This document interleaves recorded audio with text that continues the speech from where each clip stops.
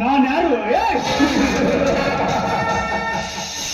ಕೋಟ್ಯಾಧೀಶ್ವರ ದೇಸಾಯಿ ಗೌಡರ ಮಗ, ಹಳ್ಳಿ ಸಹೇರ್ ಪಟ್ಟಣ ಶ್ರೀಗ, ರೌಡಿಗಳನ್ನು ಮಟ್ಟ ಹಾಕಿ ಮೆಟ್ಟಿ ನಿಂತ ಪರಾಕ್ರಮಶಾಲಿ.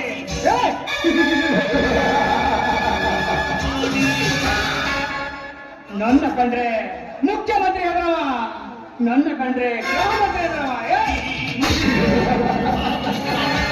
ನಾನು ನೋಡಿ ಇಟ್ಟು ಹೊರಟರೆ ಈ ನಾಡಿನ ಜನರೇ ಗಡಗಡನೆ ನಡುಗುತ್ತಿರುವಾಗ ಏಕೋಚಿತ ಒಬ್ಬ ತಿರುಕನಾಥ ನನ್ನ ಮಗ ಬೀರ ನನಗೆ ಎದುರಾಗಿದ್ದಾನಂದ್ರೆ ನಾನು ಅವನನ್ನು ಜೀವಂತ ಸಮಾಧಿ ಮಾಡಲೇ ಬಿಡಲಾರೆ.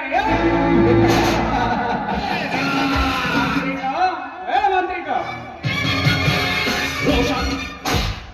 ಅದೇನೆಂದು ಬೇಗ ಹೇಳಿದ್ರೆ ಆ ಶಶಿಯನ್ನು ಕರೀಲಿಕ್ಕೆ ಹೋದ ಕೆಲಸವೇನಾಯ್ತು? ಈಗಲೇ ಬರುತ್ತೇನೆಂದು ಹೇಳಿದ್ದಾನೆ ನೋಡ್ರಿ. ಅಪ್ಪರ ನಾನು ನಿಲ್ಸಕತ್ತಿದ್ರೆ ಪುಣ್ಯಾತ್ಮ ಪಗರ ಕೂಡ ಬಂದೇ ಬಿಟ್ಟು ನೋಡ್ರಿ. ಹಾ ನಮಸ್ಕಾರ ಗೌಡ್ರಿ. ಧರ್ಮರಾಜ ಹಿರಿಯಣ್ಣ ಬರುತ್ತಿದ್ದಾನೆ. ನಮಸ್ಕಾರ ಗೌಡ್ರಿಗೆ. ಓ ನಮಸ್ಕಾರ. ರೈತ ನಾಯಕ ಮುಖಂಡ ಧರ್ಮರಾಜ್. ಹಾ ಬನ್ನಿ ಕುಳಿತುಕೊಳ್ಳಿ. ತಾವು? ಅದೇನಿಲ್ಲ ಗೌಡ್ರಿ, ಈ ವರ್ಷ ಬೆಳೆದ ನನ್ನ ಮಾಲಿಗೆ ಚೆನ್ನಾಗಿ ರೇಟು ಹತ್ತಿತ್ತು, ಕೈ ತುಂಬಾ ಹಣ್ಣು ಬಂತು. ಹೀಗಾಗಿ ಈ ತಮ್ಮನ ಓದಿನ ಸಲುವಾಗಿ ತಮ್ಮ ಕಡೆ ತಗೊಂಡಿದ್ದ ಸಾಲನ್ನು ತೀರಿಸಲು ಬಂದಿವೆ. ಅಪ್ಪ, ಅಂತೂ ನೀವು ಕೃಷಿಯಿಂದ ಖುಷಿಯಾಗಿದೆಯೋ? ಖುಷಿ ಗೌಡ್ರಿ. ಚಳ ಮಳೆ ಬಿಸಿ ನನ್ನದೇ ದುಡಿದು ಜೀವನ ಸಣ್ಣದಾಗ್ತದೆ ಗೌಡ್ರಿ. ಹಾ ಗೌಡ್ರಿ, ಸಾಲನು ಬಹಳ ಗೌಡ್ರಿ, ಅದನ್ನು ತೀರಿಸಲು ಬಂದಿರುವೆ.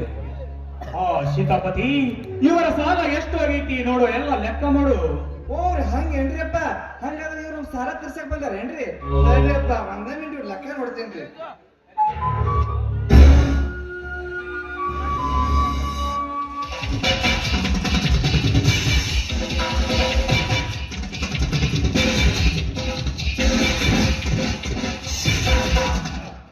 ಗೌಡ್ರ, ಇವ್ರ ಲೆಕ್ಕ ಅಂದ್ರೆ 2,48,000 ರೂಪಾಯಿ ಆಗೈತ್ರಿ ಅಪ್ಪಾರ. ಎಲ್ಲ ತಗೊಂಡ್ಬಿಡು. ಆಯ್ತು ನೋಡ್ರಿ, ಚುಕ್ತ ಮಾಡ್ಕೊಳ್ಳಿ, ತೆಗೆದುಕೊಳ್ಳಿ ಹಣ.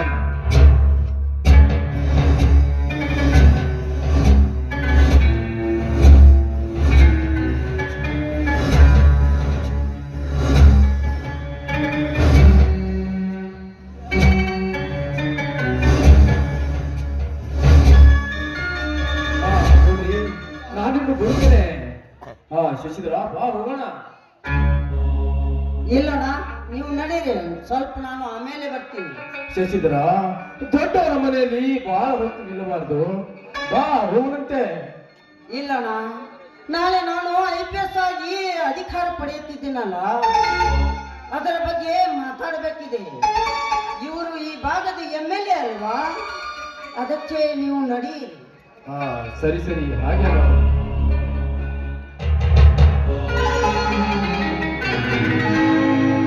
ನನ್ನ ಮುಖ್ಯವಾದ ಕೆಲಸಕ್ಕೆ ನೀವು ಸೇರಿ ಬಂದಿದ್ರೆ ಎಂದು ನಾನು ತಿಳಿದಿದ್ರೆ ಆತನು ಏನು ಹೇಳದೆ ಕೇಳದೆ ಹಾಗೆ ಕಳಿಸ್ಬಿಟ್ಟಲ್ಲೋ.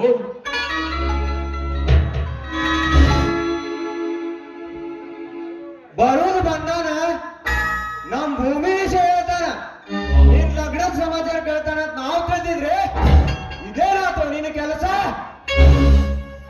ಆಚಾರ ವಿಚಾರ ಮಧ್ಯದೊಳಗೆ ಸದಾಚಾರ. ಬೇವರ್ಸಿ ಅದ್ ಏನಂತ ಪಟ್ ಬಾಯ್ ಬಿಟ್ಟು ಹೇಳಕ.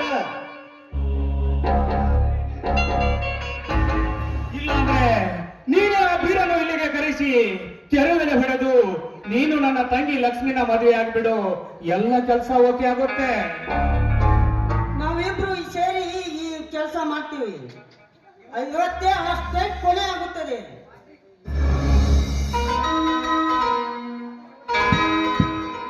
ಅದು ಇವತ್ತೇ ಕೊನೆಯಾಗದಿದ್ರೆ ಅವನ ತಾರೀಕು ನಾವು ಕೊನೆ ಮಾಡ್ತೀವಿ. ಲೇ ಬೇವರ್ಸ್, ನೀನ್ ಅಡ್ಡ ಬಾಯಿ ಮುಚ್ಕೊಂಡು ಸುಮ್ಮನೆ ನಿಂದಿರ್ಲಿ. ಆ ಶಶಿ ಮೇಲೆ ಪೂರ ಭರೋಸೆ ಐತಿ, ನಂಬಿಕೆನೇ ಐತಿ. ನೋಡಪ್ಪ ಶಶಿಯಪ್ಪ, ನೀ ಅಂತೂ ನಮ್ ಲಕ್ಷ್ಮವ್ವನ ಮದುವೆ ನಡೆಯದಿ, ಆದ್ರ ನಿಮ್ ಅಣ್ಣಂದ್ರ ಒಪ್ಪಿಗೆ ಐತೇನಿಲ್ಲಪ್ಪ ಮೊದಲು ಹೇಳದ ನಾವು. ಒಪ್ಪಿಗೆ ತಗೊಂಡೇ ಬಂದಿದ್ದೀನಿ ಸೀತಾಪತಿ ಅವ್ರೆ. ನಿಮ್ಮ ತಂಗಿನ ಸ್ವಲ್ಪ ಕರೆಸಿ ಕೇಳ್ರಿ.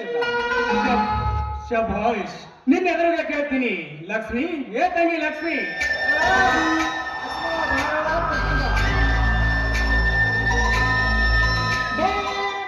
ಬಂದಣ್ಣ.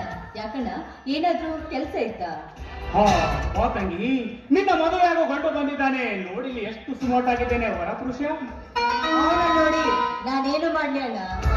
ಮದುವೆ ಆಗಬೇಕಮ್ಮ. ಅವನು ಈಗ IPS ಓದಿ ಇನ್ಸ್ಪೆಕ್ಟರ್ ಆಗಿದ್ದಾನೆ. ಅವನು ಇನ್ಸ್ಪೆಕ್ಟ್ರೇ ಆಗ್ಲಿ, ಕಲೆಕ್ಟರೇ ಆಗ್ಲಿ, ನಾನು ಮಾತ್ರ ಮದ್ವೆ ಆಗೋದಿಲ್ಲ ಅಂದ್ರೆ ಆಗೋದಿಲ್ಲ ಅಷ್ಟೇ. ನೀನು ನಮ್ಮ ತಂಗಿ ಅಲ್ವೇ? ನಾನು ನನ್ನ ತಂಗಿನ ಮಲ್ಲ ತಂಗಿ ಅಂತ ಇಡೀ ಊರಿಗೆ ಗೊತ್ತಿದೆ. ಅಷ್ಟೇ ಅಲ್ಲಣ್ಣ, ನನ್ನನ್ನು ಮದ್ವೆ ಹೋಗುವ ಹುಡುಗ ಬೇರೆನೇ ಇದ್ದಾನೆ. ನನಗೆ ತಿಳಿಯದೆ ನಿನ್ನ ಕೈ ಹಿಡುವವನ ಯಾವ ತಿರುಕ ಬಳಸುವೆ. ಅದಕ್ಕೆ ನಾನು ಅವಕಾಶ ಕೊಡಲಾರೆ. ತಂಗಿ, ಮದುವೆ ಆದರೆ ಇವನನ್ನೇ ಮದುವೆ ಆಗಬೇಕು. ಅದು ಈ ಜನ್ಮದಲ್ಲಿ ಸಾಧ್ಯವಿಲ್ಲಣ್ಣ. ಲಕ್ಷ್ಮಿ! ಛೆ, ಅವ ಲಕ್ಷ್ಮವ ಹೆಂಗ್ ಒಳಗ್ ಹೋಗ್ಬೇಡವ. ಅವ ಓದು ಬಿಟ್ಲೆ ನಿಮ್ಮ ಅಣ್ಣದ್ರ ಮಾತು ಕೇಳುವ ಆಟ. ಛೆ, ಛೆ, ನನಗೆ ತಿಳಿಯದೆ ನನ್ನ ತಂಗಿಯ ತಲೆ ಕಡಿಸಿದ ಅವನ ಯಾವ ತಿರುಪನಿರಬೇಕು. ಬಿಡಬೇಡಿ.